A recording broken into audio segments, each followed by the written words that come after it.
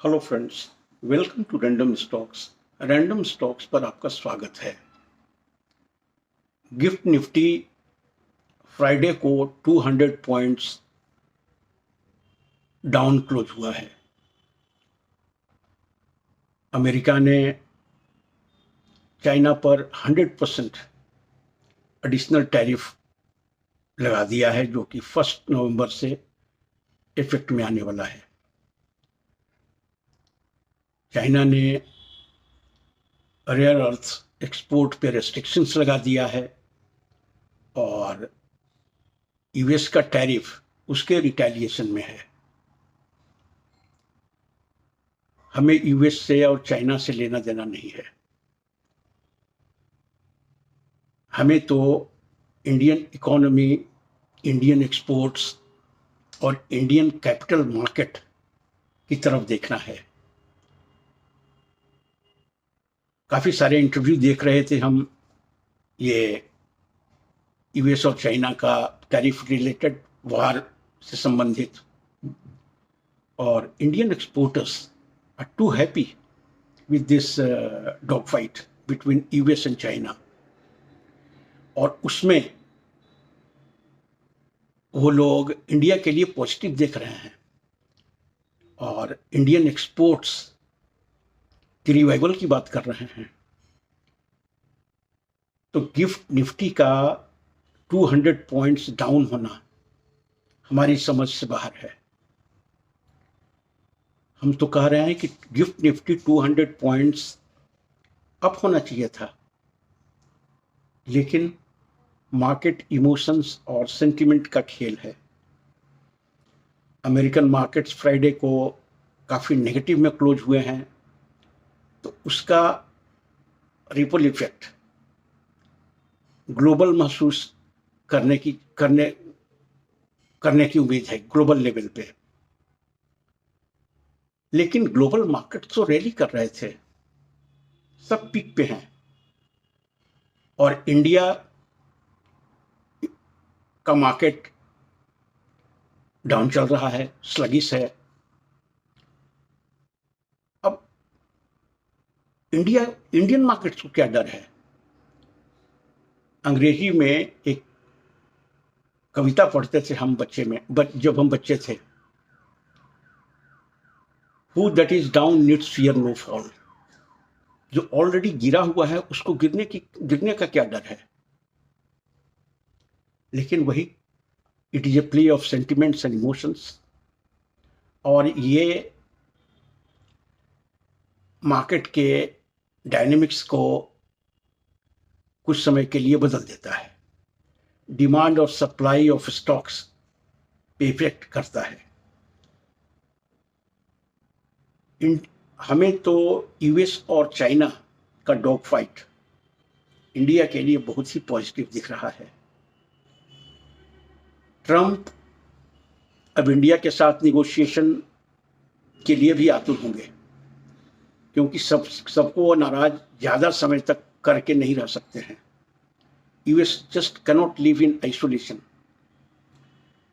और उनका focus India के साथ ट्रेड एग्रीमेंट पे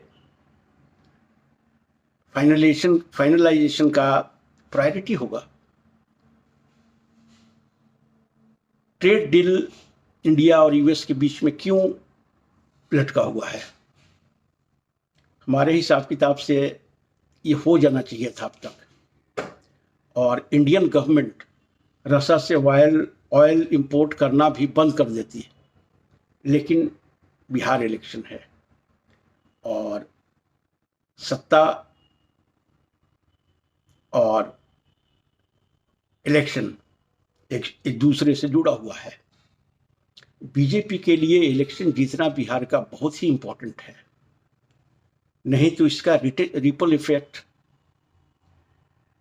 भारतीय पॉलिटिकल स्फीयर पे काफ़ी महसूस किया जाएगा।